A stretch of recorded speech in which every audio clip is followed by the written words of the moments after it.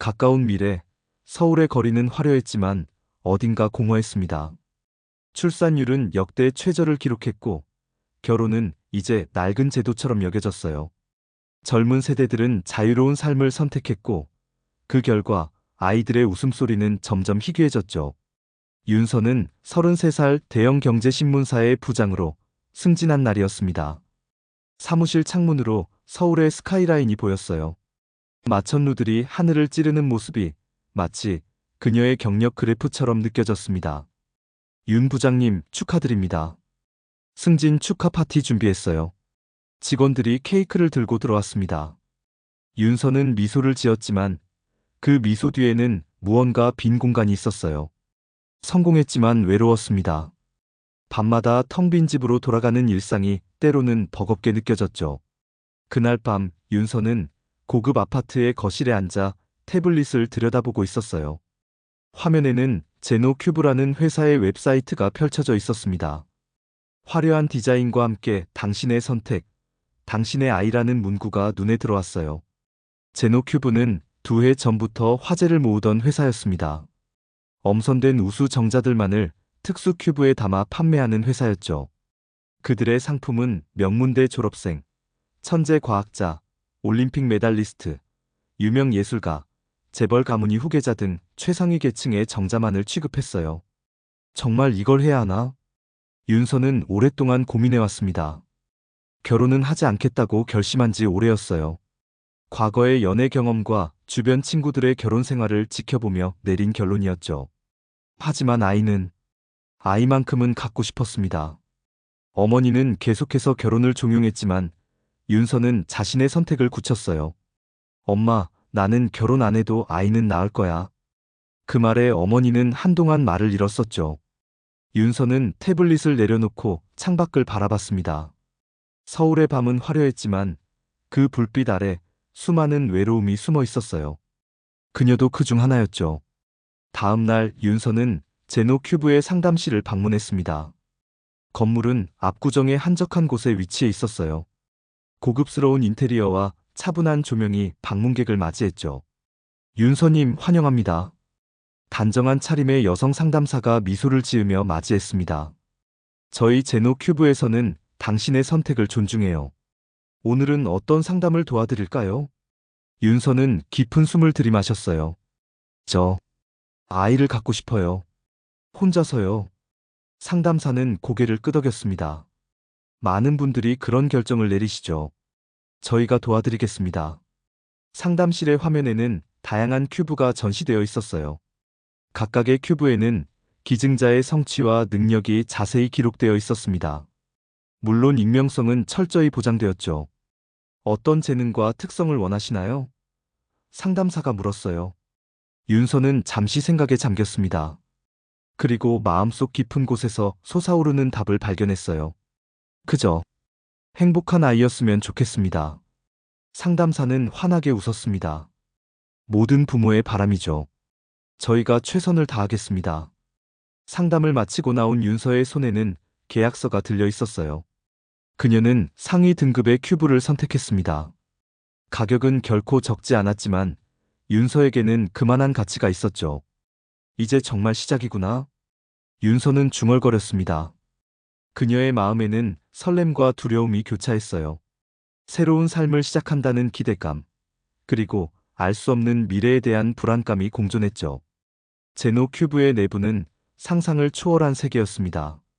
맨눈으로는 볼 수 없는 이 미시 세계에서 정자들은 단순한 세포가 아니었어요. 마치 의식을 가진 존재처럼 행동하고 있었죠. 푸른빛이 감도는 액체 속에서 수백만 개의 정자들이 움직이고 있었습니다. 하지만 그들의 움직임은 무작위가 아니었어요. 마치 전략적인 게임을 펼치는 것처럼 서로를 밀치고 분석하며 경쟁하고 있었죠. 너희는 그저 앞으로 나아가는 것만이 목표가 아니야. 한 정자가 주변의 다른 정자들에게 말했습니다. 그는 재벌 회장의 정자였고 코드명 에이든으로 불렸어요. 냉철한 판단력과 전략적 사고를 지니고 있었죠. 우리 중 최상의 유전자만이 난자를 차지해야 해. 그게 진화의 법칙이야. 다른 정자들도 각자의 특성을 뽐내고 있었습니다. 올림픽 금메달리스트의 정자는 놀라운 속도와 지구력을 보여주었고, 노벨상 수상자의 정자는 주변 환경을 빠르게 분석하는 능력을 보여주었어요. 예술가의 정자는 창의적인 방식으로 장애물을 우회했고, 의사 출신의 정자는 다른 정자들과 협력하는 모습을 보였죠. 이건 단순한 경쟁이 아니야. 우리는 미래를 설계하는 거야. 에이든의 말에 노벨상 수상자의 정자가 응답했습니다. 맞아. 그리고 최적의 유전자 조합을 찾는 것이 관건이야. 정자들은 서로의 유전자를 분석하고 있었어요. 마치 고도로 발달한 알고리즘처럼 그들은 최적의 조합을 찾아내려 했습니다.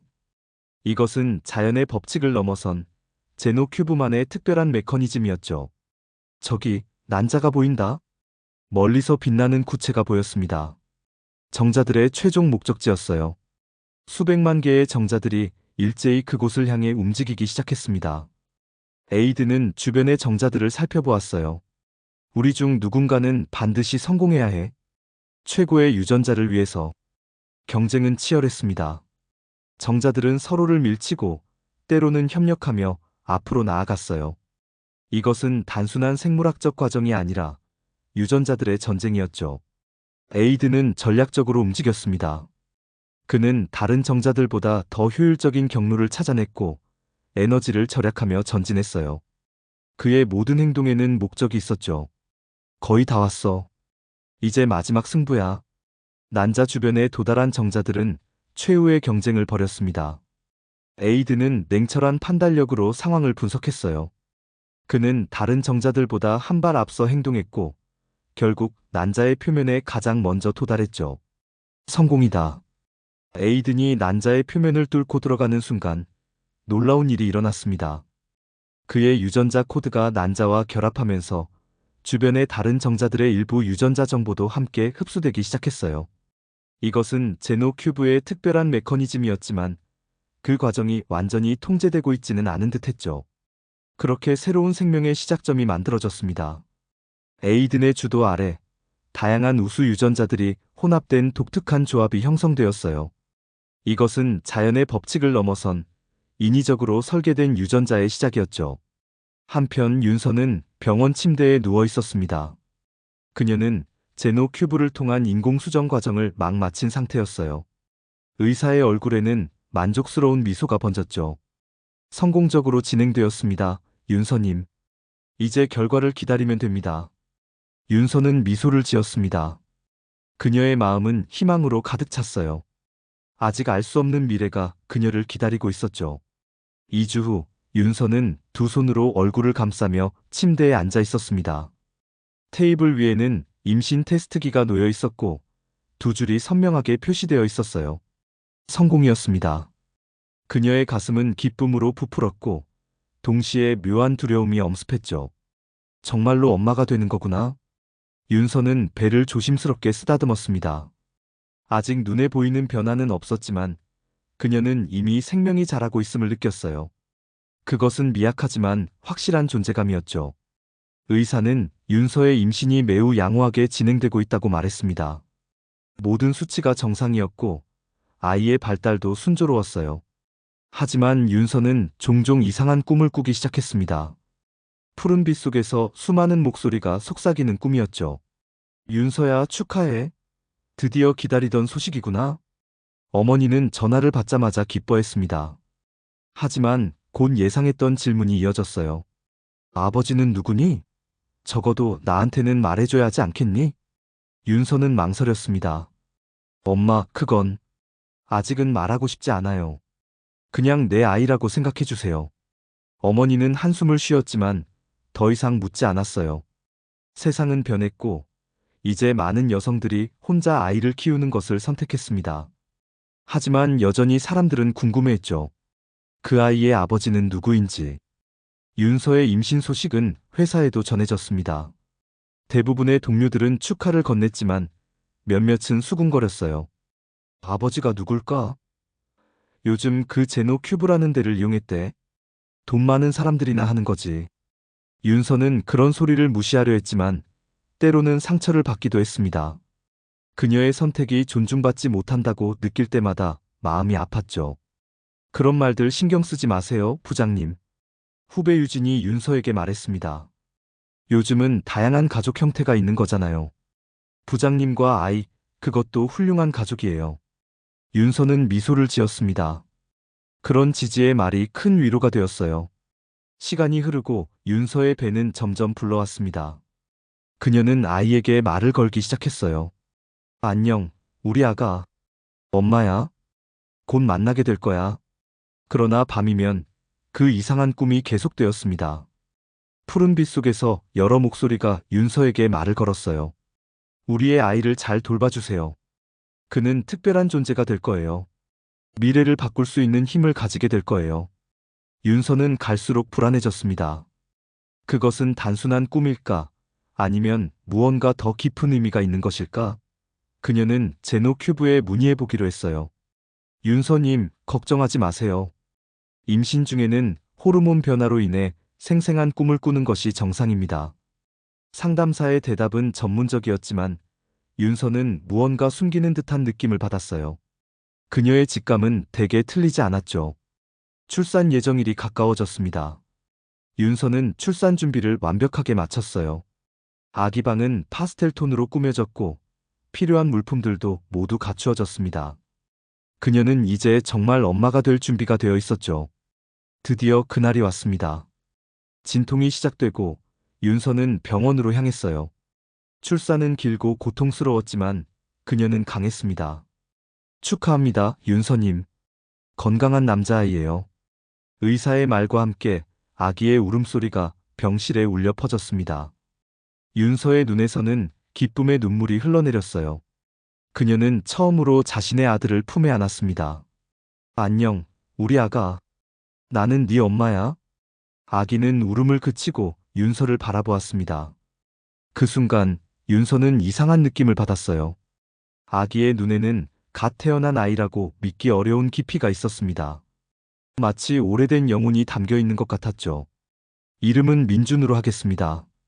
윤서는 아이의 이름을 정했습니다. 민준은 건강하게 자랐고 이상할 정도로 빨리 발달했어요. 그는 일반적인 아기들보다 훨씬 일찍 목을 가누었고 생후 몇 개월 만에 말을 시작했습니다. 의사들은 민준을 영재 아기라고 불렀습니다. 그의 발달 속도는 기록적이었고 인지 능력은 또래의 2배에 달했어요. 윤서는 자랑스러웠지만 한편으로는 불안했습니다. 이것이 정상일까? 민준이 첫 돌을 맞이했을 때 윤서는 그의 건강 상태를 철저히 점검하기로 했어요. 그 중에는 DNA 검사도 포함되어 있었죠. 그것은 단순한 예방 차원의 결정이었습니다. 검사 결과가 나오기까지 일주일이 걸렸습니다. 그리고 마침내 그 결과를 받아들고 있는 윤서의 손이 떨렸어요. 보고서에는 이상한 내용이 적혀 있었습니다. 유전자 분석 결과, 복수의 아버지 유전자 특성 발견. 단일 기증자의 DNA 패턴과 일치하지 않음. 추가 검사 권장. 윤서는 그 자리에 털썩 주저앉았습니다. 이것은 무슨 의미일까? 그녀는 즉시 제노 큐브에 연락했어요. 제노 큐브의 대표이사 사무실은 서울의 전경이 한눈에 보이는 고층 빌딩 꼭대기에 위치해 있었습니다. 유리창 너머로 도시가 작게 보였고 사람들은 마치 개미처럼 움직이고 있었어요. 윤서는 그 앞에 서서 자신의 손에 들린 검사 결과지를 내밀었습니다. 이게 무슨 뜻인지 설명해 주세요. 그녀의 목소리는 떨렸지만 눈빛은 단호했어요. 대표이사 강태우는 서류를 천천히 읽어내려갔습니다.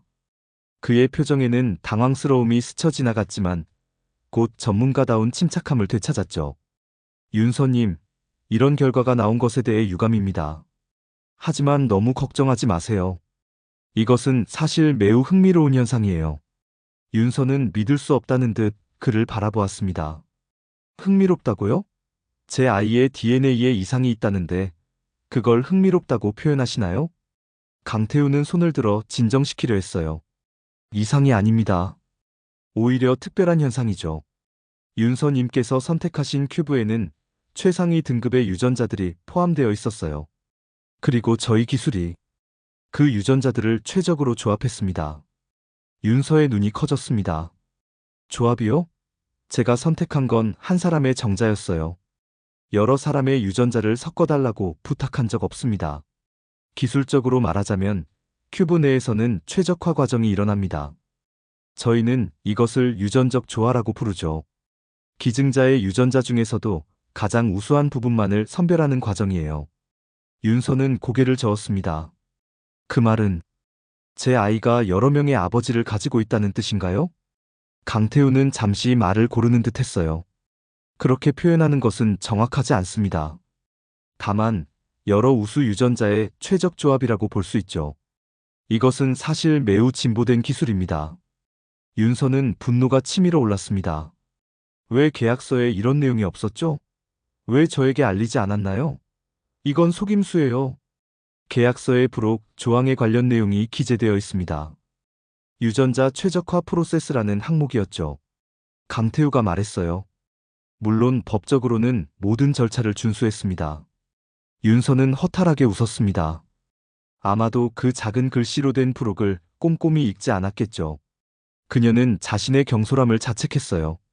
제 아이는 실험체가 아닙니다.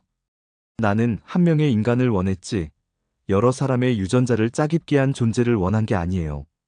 윤서의 말에 강태우의 표정이 굳어졌습니다. 윤서님, 이 정보는 외부에 알려지지 않기를 바랍니다. 아시다시피 제노큐브는 많은 고객들의 신뢰를 받고 있어요. 이런 오해가 퍼진다면 오해라고요? 이건 사실이잖아요.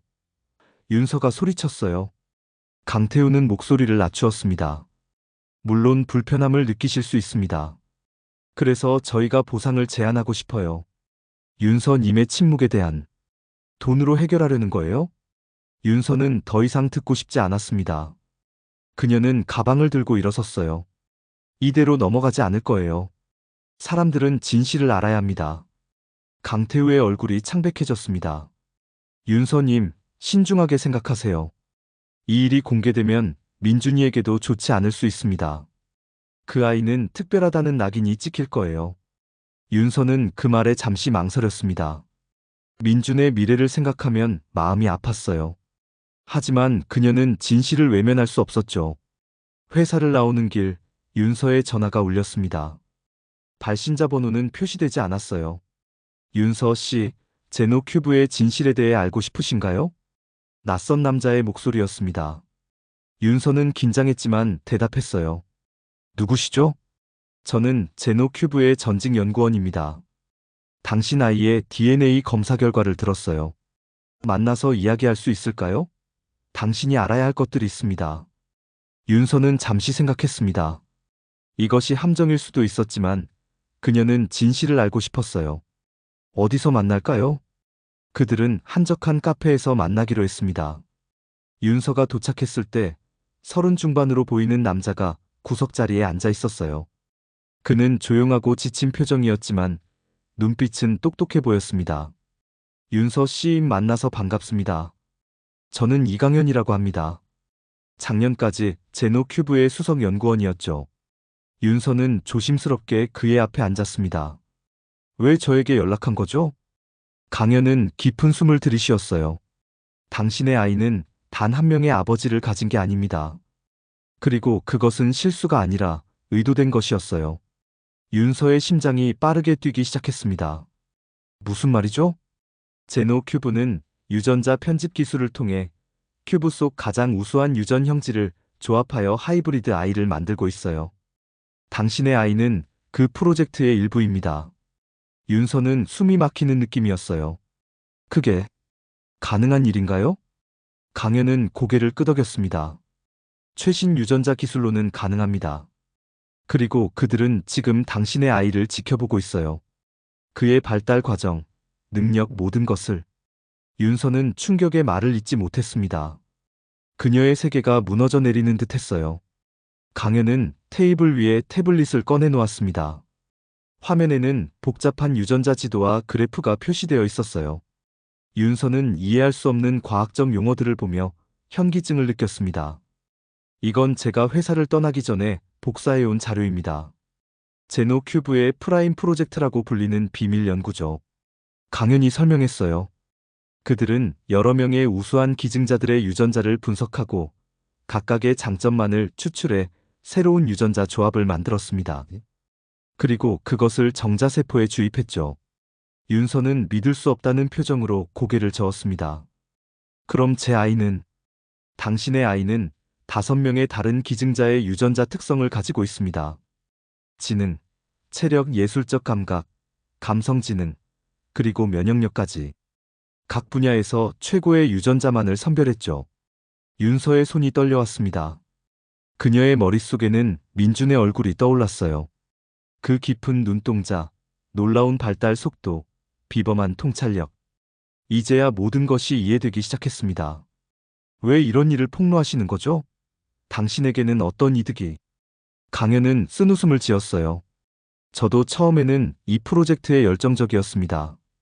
인류를 더 나은 방향으로 발전시킬 수 있다고 믿었으니까요. 하지만 점차 윤리적 경계선을 넘어서는 것을 깨달았습니다. 우리는 인간을 설계하고 있었어요. 그리고 그 결과가 어떻게 될지 아무도 모른다는 사실이 두려워졌죠. 윤서는 깊은 한숨을 내쉬었습니다. 제 아이는 실험체가 아니에요. 그냥 평범한 아이일 뿐이죠.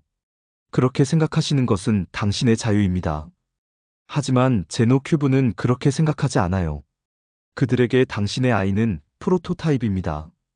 첫 번째 세대에 설계된 인간이죠. 윤서의 눈에서 눈물이 흘러내렸습니다. 그녀는 자신의 결정이 가져온 결과를 생각하며 괴로워했어요. 이제 어떻게 해야 하죠? 강현은 잠시 침묵했습니다. 그건 당신이 결정할 문제입니다. 이 비밀을 간직하고 조용히 살아갈 수도 있고 아니면 세상에 알릴 수도 있다는 말이죠? 윤서가 물었어요. 강현은 고개를 끄덕였습니다. 하지만 그 결과를 감당할 준비가 되어 있어야 해요. 제노큐브는 강력한 회사입니다. 그리고 이 프로젝트에는 많은 이해관계자들이 연결되어 있죠. 윤서는 한동안 말이 없었습니다. 그녀의 머릿속은 혼란스러웠어요. 한편으로는 진실을 밝히고 싶었지만 다른 한편으로는 민준을 보호하고 싶었습니다. 사람들은 알 권리가 있어요. 다른 부모들도 자신들의 아이가 어떻게 만들어졌는지 알아야 합니다. 윤서의 말에 강현은 고개를 끄덕였어요. 그렇습니다. 하지만 그 진실은 많은 사람들의 삶을 바꿀 거예요. 준비되셨나요? 윤서는 결단을 내렸습니다. 도와주세요. 이 이야기를 세상에 알리고 싶습니다. 이후 며칠 동안 윤서와 강현은 모든 증거를 정리했습니다. 유전자 검사 결과, 제노큐브의 내부 문서, 그리고 윤서의 증언까지. 그들은 신뢰할 수 있는 언론사를 찾아 이 이야기를 전하기로 했어요. 한편 민주는 4살이 되어가고 있었습니다. 그는 이미 책을 읽을 수 있었고 간단한 덧셈과 뺄셈도 할 수 있었어요. 그의 발달 속도는 놀라웠습니다. 하지만 민주는 종종 이상한 말을 했죠. 엄마, 내 머릿속에 다른 사람들이 있어. 그 말을 들었을 때 윤서는 등골이 오싹했습니다. 무슨 뜻이니, 민준아? 여러 목소리가 들려. 때로는 서로 다른 생각을 하기도 해. 그게 누구의 목소리인지 몰라. 윤서는 민준을 꼭 안아주었어요. 괜찮아, 우리 아가. 그건 그냥 상상이야. 하지만 내심 윤서는 두려웠습니다. 민준의 유전자가 다양한 아버지로부터 왔다면 그의 의식 속에도 그 흔적이 남아있는 것일까? 그녀는 강현에게 이 사실을 물었어요. 이론적으로는 가능합니다. 유전자는 단순히 신체적 특성만 결정하는 것이 아니라 뇌의 구조와 기능에도 영향을 미치니까요. 민준이 여러 다른 사고방식을 경험하는 것은 예상치 못한 부작용일 수 있습니다. 윤서는 매일 밤 민준이 잠든 모습을 지켜보았습니다. 그 평화로운 얼굴 뒤에 어떤 혼란이 숨어 있는지 짐작조차 할 수 없었어요. 그녀는 자신의 선택이 아이에게 어떤 고통을 안겨주었는지 생각하며 괴로워했습니다. 내가 선택한 자유가 아이에겐 족쇄였을지도 몰라. 결국 그들의 이야기는 언론에 공개되었습니다. 대형 일간지의 일면에 제노큐브의 비밀 설계된 아이들이라는 제목으로 실렸어요. 기사에는 윤서와 민준의 이야기, 강현의 증언, 그리고 유전자 조작에 관한 증거들이 포함되어 있었습니다. 뉴스는 폭발적인 반응을 불러일으켰어요. 수많은 언론사들이 이 이야기를 다루기 시작했고, 소셜미디어에서는 격렬한 토론이 벌어졌습니다. 제노큐브의 주가는 급락했고 정부는 조사위원회를 구성했죠. 제노큐브는 즉시 부인 성명을 발표했습니다. 당사의 큐브 기술은 완전히 합법적이며 윤리적입니다. 일부 오해와 과장된 주장에 대해 유감을 표합니다. 그러나 점점 더 많은 증거들이 나타났어요. 다른 제노큐브 사용자들도 비슷한 DNA 검사 결과를 공개하기 시작했고 또 다른 내부 고발자들이 나타났습니다. 윤서의 전화는 쉴 새 없이 울렸어요. 언론사들의 인터뷰 요청, 다른 부모들의 문의, 그리고 가끔은 제노큐브 지지자들의 비난까지. 그녀의 삶은 완전히 바뀌었습니다. 하지만 그녀가 가장 걱정한 것은 민준이었어요. 아이는 점점 더 혼란스러워했습니다. 그리고 어느 날 밤, 윤서는 민준의 방에서 흐느끼는 소리를 들었죠. 엄마, 나는 누구야? 정말로 누구야? 윤서는 말문이 막혔습니다. 그녀는 민준을 품에 안고 오랫동안 위로해 주었어요. 하지만 그 질문에 대한 답은 그녀도 확실히 알 수 없었습니다. 제노큐브 논란이 세상을 뒤흔든 지 한 달이 지났습니다. 국회에서는 유전자 조작에 관한 긴급 공청회가 열렸고 전문가들은 열띤 토론을 벌이고 있었어요. 사회는 두 갈래로 나뉘었습니다. 한쪽은 이를 윤리적 재앙이라고 비난했고 다른 쪽은 진화의 새로운 단계라며 옹호했죠. 윤서는 텔레비전 화면을 응시하며 한숨을 내쉬었습니다. 화면 속에서는 제노큐브의 대표이사 강태우가 의연한 표정으로 발언하고 있었어요. 우리가 개발한 기술은 인류의 발전을 위한 것입니다. 질병을 예방하고 더 건강하고 지능적인 다음 세대를 만들기 위한 노력이죠. 이것을 단순히 우생학이라고 부르는 것은 과학의 진보를 부정하는 것입니다. 그의 말에 청중은 반반으로 나뉘어 박수를 치거나 야유를 보냈습니다. 윤서는 TV를 끄고 창밖을 바라보았어요. 세상은 그녀의 이야기로 인해 격변하고 있었지만 그녀의 일상은 여전히 계속되어야 했습니다. 엄마, 학교에 가기 싫어. 민준이 현관에서 신발을 신지 않고 서 있었습니다. 5살이 된 민준은 이미 특별 영재 프로그램에 등록되어 있었어요. 그의 지능지수는 또래보다 훨씬 높았고 기억력은 거의 사진처럼 정확했습니다. 무슨 일이 있었니, 민준아? 윤서가 물었어요. 민준의 눈에는 눈물이 고여 있었습니다. 다들 날 괴물 취급해. 하이브리드 보이라고 놀려. 내가 잘못한 거 있어? 윤서의 가슴이 아팠습니다. 그녀는 민준을 꼭 안아주었어요. 아니야, 우리 아가. 네가 잘못한 건 아무것도 없어. 사람들이 이해하지 못하는 것뿐이야. 그러나 윤서도 알고 있었습니다.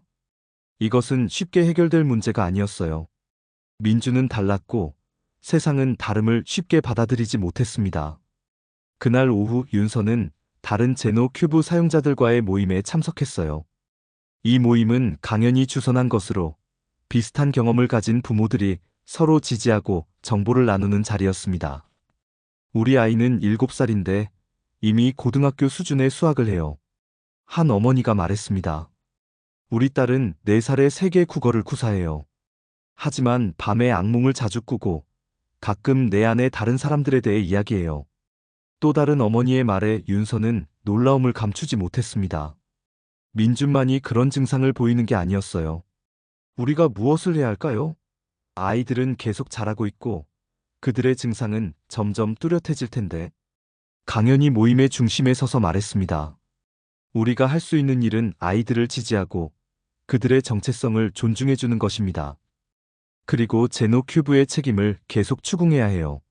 모임이 끝난 후 윤서는 강연과 따로 이야기를 나누었습니다. 정부 조사는 어떻게 진행되고 있나요? 강연은 고개를 저었어요. 생각보다 느리게 진행되고 있습니다. 제노큐브는 강력한 변호사팀을 고용했고 정치적 로비도 활발하게 펼치고 있어요. 그들은 자신들의 기술이 미래의 표준이 될 것이라고 주장하고 있죠. 윤서는 깊은 생각에 잠겼습니다. 이것은 단순한 개인적 문제가 아니었어요. 이것은 인류의 미래에 관한 우리가 어떤 존재가 될 것인가에 대한 근본적인 질문이었습니다. 다른 나라에서는 어떤 반응이 있나요? 강연은 태블릿을 꺼내 국제뉴스를 보여주었어요. 미국과 유럽에서는 유사한 기술을 금지하는 법안을 논의 중입니다. 하지만 일부 아시아 국가들은 오히려 이 기술을 발전시키려는 움직임을 보이고 있어요. 특히 인구 감소가 심각한 국가들에서는. 윤서는 그 말에 전율했습니다. 만약 이 기술이 표준이 된다면 미래 세대는 어떻게 될까요? 그들은 더 똑똑하고, 더 건강하고, 더 뛰어난 존재가 될 것입니다. 하지만 그들은 과연 행복할까요? 집으로 돌아가는 길, 윤서는 놀이터에 들렀습니다. 민주는 그네에 앉아 홀로 책을 읽고 있었어요. 다른 아이들은 함께 뛰어놀고 있었지만 민주는 그들과 어울리지 않았습니다. 민준아, 친구들과 놀지 않니? 윤서가 물었어요. 민주는 고개를 들어 엄마를 바라보았습니다. 그의 눈에는 어른스러운 슬픔이 담겨 있었어요. 걔들은 나랑 달라요. 나는 걔들보다 너무 많은 걸 알아요. 그리고 때로는 내가 누구인지 헷갈려요. 윤서는 민준 옆에 앉았습니다. 무슨 뜻이니? 가끔은 내가 아닌 것 같은 생각이 들어요. 내 안에 여러 사람이 있는 것 같아요. 한 명은 항상 계산을 하고, 다른 한 명은 그림을 그리고 싶어 하고, 또 다른 한 명은 달리고 싶어 해요. 그들은 모두 나인데 동시에 나가 아니에요. 윤서는 말문이 막혔습니다. 그녀는 민준을 어떻게 도와야 할지 몰랐어요. 이것은 어떤 육아 책에도 나오지 않는 상황이었습니다. 민준아, 네가 어떤 선택을 하든 엄마는 항상 네 편이야. 네가 여러 생각을 가질 수 있어도 네가 여전히 우리 민준이라는 사실은 변하지 않아. 민준은 고개를 끄덕였지만 그의 표정은 여전히 혼란스러워 보였어요. 윤서는 그날 밤 오랫동안 잠을 이루지 못했습니다. 그녀는 자신의 결정이 민준에게 어떤 영향을 미쳤는지 생각하며 괴로워했어요. 다음 날 아침 윤서의 전화가 울렸습니다. 발신자는 국회의원 김민석이었어요. 그는 유전자 조작 관련 특별위원회의 위원장이었습니다. 윤서 씨, 다음 주 청문회에 증인으로 출석해 주셨으면 합니다. 당신의 이야기가 이 문제의 중요성을 알리는데 큰 도움이 될 거예요. 윤서는 잠시 생각했습니다. 이것은 큰 결심이었어요. 더 많은 공개적 노출은 민준에게 더 큰 부담이 될 수도 있었습니다.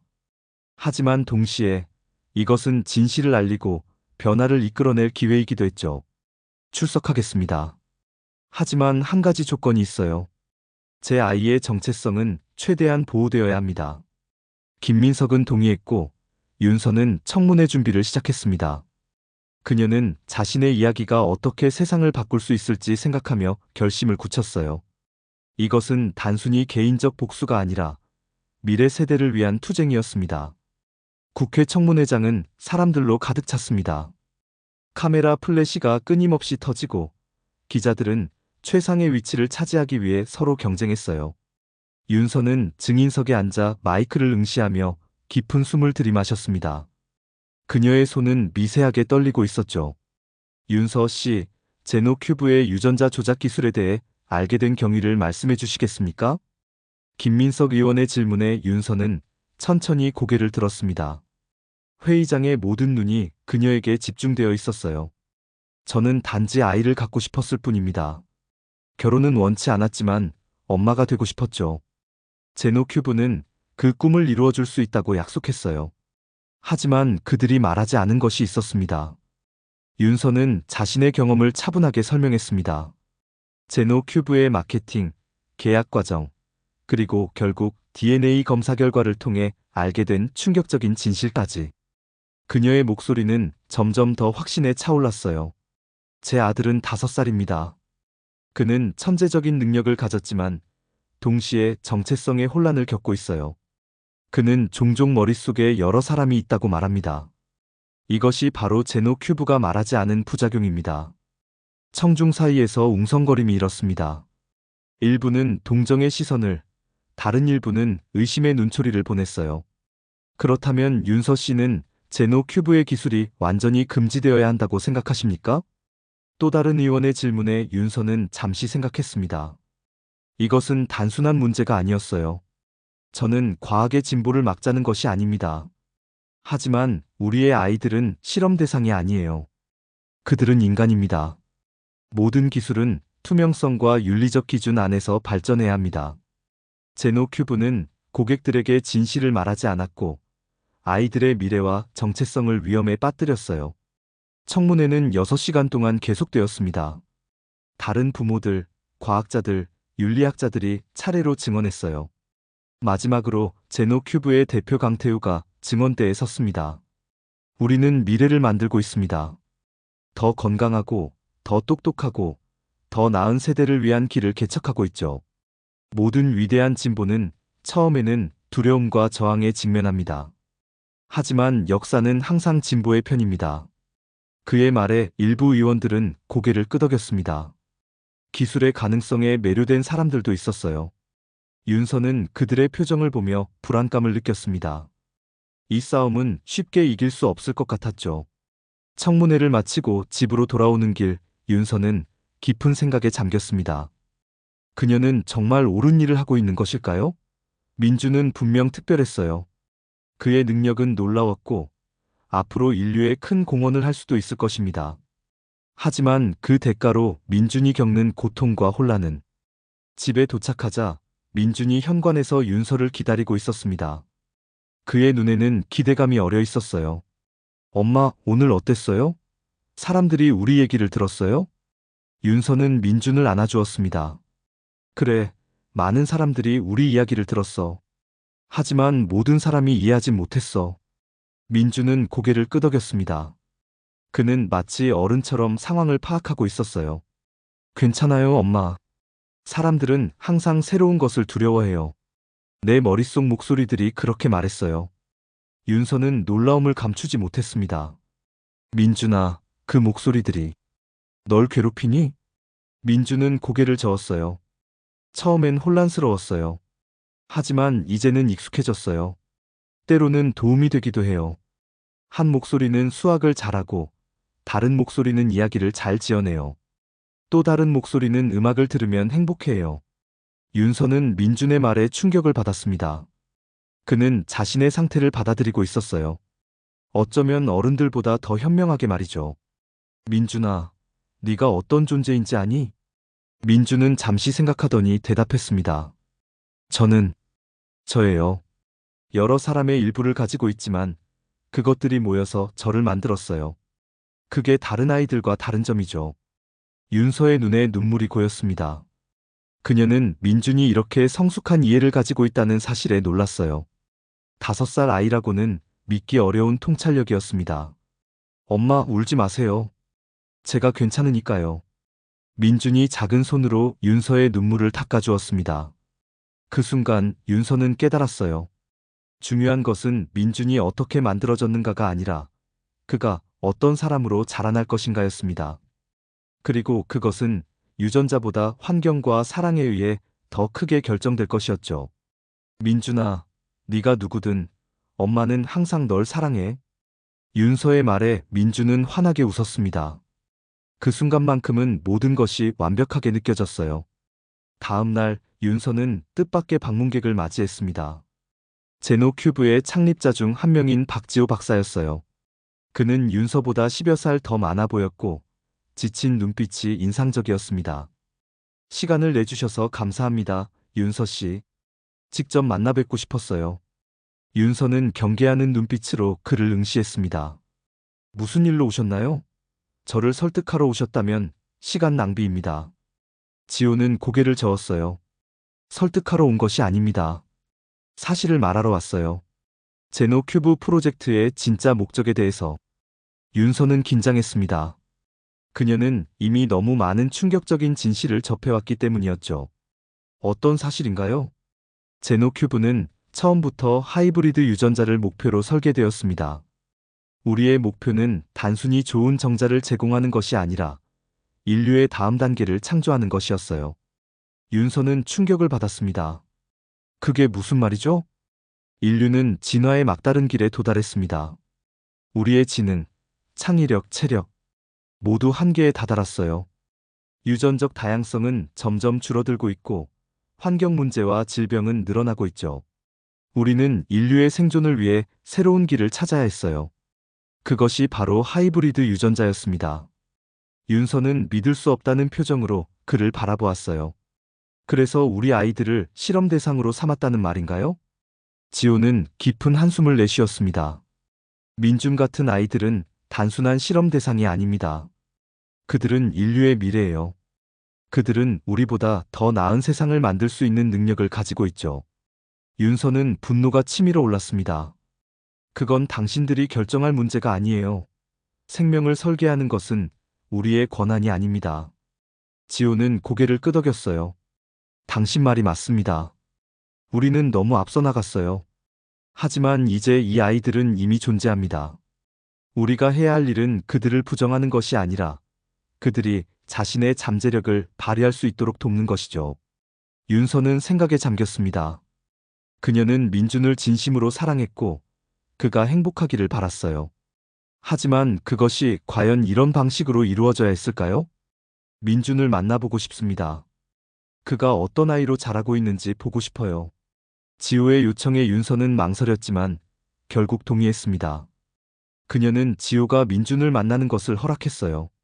그리고 그 만남은 예상치 못한 방향으로 전개되었습니다. 민준은 지호를 보자마자 이상한 반응을 보였어요. 당신의 목소리. 제 머릿속에서 들었어요. 지호는 놀란 표정을 감추지 못했습니다. 무슨 뜻이니, 민준아? 당신의 생각이 제 안에 있어요. 당신이 꿈꾸는 세상에 대한 생각들. 저는 그것들을 알고 있어요. 그 순간 윤서는 충격적인 진실을 깨달았습니다. 민준의 유전자 중 일부는 지호 자신의 것이었어요. 그는 단순한 창립자가 아니라 프로젝트에 자신의 DNA를 제공한 기증자 중 하나였습니다. 가을의 마지막 잎새가 떨어지는 날, 제노큐브의 운명이 결정되었습니다. 국가생명윤리위원회는 제노큐브의 하이브리드 유전자 기술을 불법으로 규정했고 회사는 모든 활동을 중단해야 했어요. 강태우와 몇몇 고위 임원들은 법정에 섰고 제노큐브의 자산은 동결되었습니다. 하지만 이미 100여 명의 하이브리드 아이들이 태어났고 그들은 사회의 일원으로 살아가고 있었어요. 이 아이들을 위한 특별 교육 프로그램이 개발되었고 심리 지원 시스템도 마련되었습니다. 그들은 다른 존재였지만 그 다름이 배척의 이유가 되어서는 안 된다는 사회적 합의가 이루어졌죠.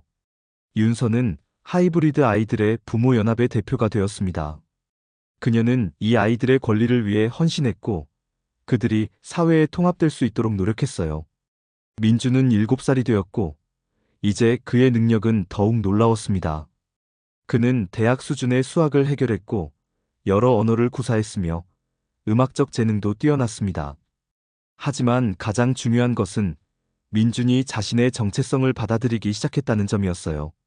그는 더 이상 머릿속 목소리들에 혼란스러워하지 않았습니다. 오히려 그것들을 자신의 일부로 인정하고 그 다양성을 자신의 강점으로 받아들였죠. 엄마, 난 이제 괜찮아요. 내가 다른 아이들과 다르다는 걸 알지만 그게 나쁜 것만은 아니에요. 민준의 말에 윤서는 미소를 지었습니다. 그녀는 아들이 자라면서 보여주는 지혜에 매번 놀라웠어요. 민준아, 네가 어떻게 태어났는지는 중요하지 않아. 중요한 건 네가 어떤 사람으로 성장하느냐야. 윤서의 말에 민준은 고개를 끄덕였습니다. 그는 이제 자신의 독특한 유전적 구성이 가진 의미를 이해하기 시작했어요. 그것은 단순한 과학적 현상이 아니라 그의 정체성의 일부였습니다. 1년이 지난 어느 날 윤서는 놀라운 소식을 들었습니다. 정부가 비밀리에 제노큐브의 기술 일부를 인수했다는 뉴스였어요. 국가출산정책연구소라는 이름으로 하이브리드 유전자 기술의 안전하고 윤리적인 활용 방안을 연구하고 있다는 내용이었습니다. 결국 그들은 포기하지 않았군요. 강연이 윤서에게 전화로 말했습니다. 기술 자체는 중립적입니다. 문제는 그것을 어떻게 사용하느냐죠. 정부가 이 기술을 어떤 목적으로 활용할지 우리는 계속 지켜봐야 합니다. 윤서는 깊은 생각에 잠겼습니다. 그녀는 이 기술의 위험성을 누구보다 잘 알고 있었지만 동시에 그 가능성도 보았어요. 민준과 다른 하이브리드 아이들은 특별했고 그들이 미래에 어떤 영향을 미칠지는 아직 알 수 없었습니다. 그날 밤 윤서는 민준의 침대 옆에 앉아 그에게 동화책을 읽어주었어요. 민준은 이미 혼자서도 책을 읽을 수 있었지만 엄마와의 이 시간을 소중히 여겼습니다. 엄마, 나 같은 아이들이 더 태어날까요? 민준의 질문에 윤서는 잠시 망설였습니다. 아마도 그럴 거야, 민준아. 세상은 계속 변하고 있으니까. 그들도 처음에는 혼란스러울 거예요. 하지만 괜찮아질 거예요. 나처럼요. 민준의 말에 윤서는 아들을 꼭 안아주었습니다. 그녀는 처음으로 민준의 미래에 대한 두려움이 아닌 희망을 느꼈어요. 아이는 자신의 방식으로 성장하고 있었고, 그 과정에서 자신만의 길을 찾아가고 있었습니다. 윤서 씨, 한 가지 제안이 있습니다. 다음 날, 지호가 윤서를 찾아왔어요. 그는 이제 제노큐브와 관련된 모든 활동에서 손을 뗐지만 하이브리드 아이들의 발달을 계속 연구하고 있었습니다. 민준과 다른 아이들을 위한 특별 교육센터를 만들고 싶습니다. 그들의 특별한 능력을 발전시키면서도 정서적 안정과 사회적 통합을 도울 수 있는 곳이요. 윤서는 의심스러운 눈으로 지호를 바라보았습니다. 또 다른 실험인가요? 지호는 고개를 저었어요. 아니요, 책임입니다. 우리가 이 아이들을 세상에 태어나게 했어요. 이제 그들이 잘 자랄 수 있도록 도울 의무가 있습니다. 윤서는 지호의 제안을 신중하게 고려했습니다. 그녀는 여전히 그를 완전히 신뢰하지는 않았지만 아이들을 위한 그의 진심은 느낄 수 있었어요. 먼저 다른 부모들과 상의해 보겠습니다. 그리고 무엇보다 아이들의 의견을 들어봐야 해요. 그들도 자신의 미래에 대한 결정권이 있으니까요. 시간이 흘러 민주는 10살이 되었습니다. 그는 특별교육센터의 첫 번째 학생이 되었고, 그곳에서 자신과 비슷한 아이들과 함께 공부했어요. 그들은 서로를 이해하고 지지했으며 각자의 독특한 능력을 발전시켜 나갔습니다. 윤서는 종종 센터를 방문해 아이들의 발전을 지켜보았어요. 그들은 모두 다른 방식으로 특별했지만 공통된 경험을 공유하고 있었습니다. 그리고 그 경험은 그들을 강하게 만들었죠. 어느 날 윤서는 뉴스를 통해 충격적인 소식을 들었습니다. 해외 암시장에서 불법 유전자 큐브가 거래되고 있다는 내용이었어요. 제노 큐브의 기술은 사라지지 않았고 오히려 더 위험한 형태로 변형되어 존재하고 있었습니다. 결국 판도라의 상자는 닫히지 않았군요. 강연의 말에 윤서는 깊은 한숨을 내쉬었습니다.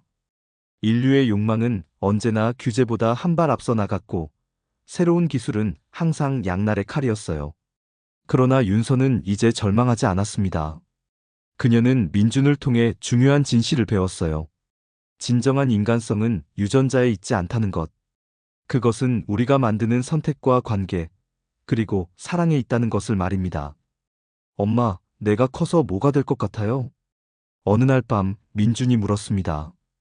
윤서는 아들의 머리를 쓰다듬으며 미소 지었어요.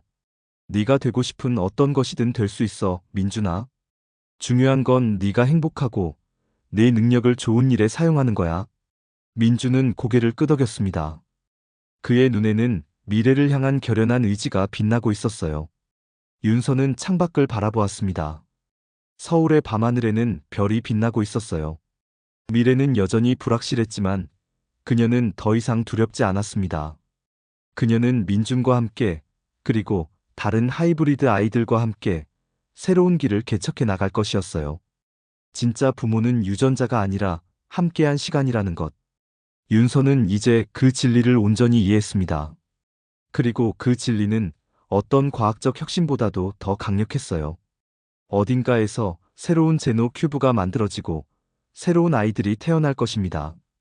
그리고 그 아이들도 언젠가는 자신의 정체성을 찾아가는 여정을 시작할 것이에요. 그것이 인류의 새로운 이야기의 시작일지도 모릅니다.